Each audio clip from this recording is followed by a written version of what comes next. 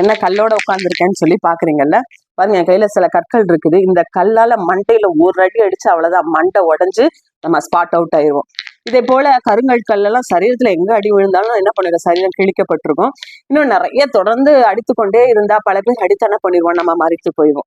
பாருங்க, விபச்சாரத்துல கையும் மையுமாய் ஒரு ஸ்திரியை பிடிக்கிறாங்க. பிடிச்சிட்டு ஆண்டவரிடத்துல கொண்டு வர்றாங்க. கொண்டு வந்துட்டு, ஆண்டவரே, இவளை நாங்க விபச்சாரத்துல கையும் மையுமா நாங்க பிடிச்சிட்டோம் அப்படின்னு சொல்லி யார் சொல்றா தெரியுமா? வேத பாரகரும் பரிசேயனும் சொல்றாங்க.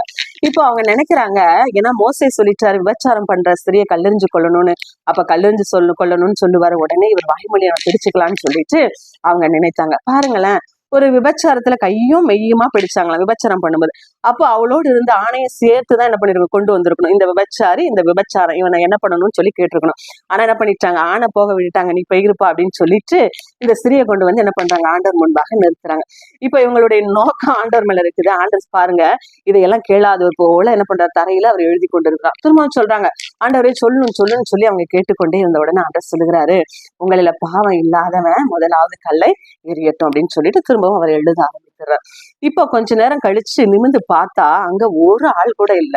இயேசு கிறிஸ்துவும் அந்த பாவியான அவள் மட்டும்தான் என்ன பண்றாங்க, இருக்கிறாங்க. உடனே ஆண்டவர் கேட்கிறாரு, என்னம்மா உன் மேல யாரும் கல்லெறியலையா?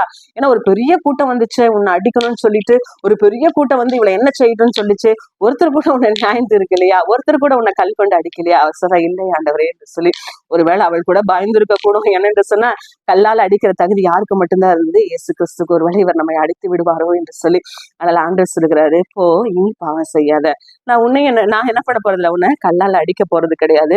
ஆனா நீ இனி என்ன பண்ணாத, பாவம் செய்யாத என்று சொல்லி அவளை அனுப்பி விடுகிறார் என்று சொல்லி பார்க்கிறோம். பாருங்க, இன்றைக்கு இயேசு கிறிஸ்துவுக்கு கல்லால் அடிக்க தகுதி இருந்துச்சு, ஆனா கல்லால் அடிக்கல.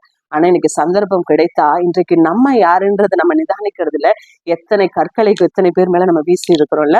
இன்னைக்கு கற்கள்ல அடிக்கிறது இல்ல, அதை எடுக்கிறதுக்கு முன்பாகவே அதை எடுக்கிறதுக்கு எனக்கு தகுதி இருக்குதா என்று சொல்லி நாமே நிதானித்து பார்ப்போம். நம்ம நிதானிச்சோம்னு வச்சுக்கோங்களேன், நம்ம நியந்திருக்கப்படும் என்று சொல்லி வேதம் சொல்லுகிறது.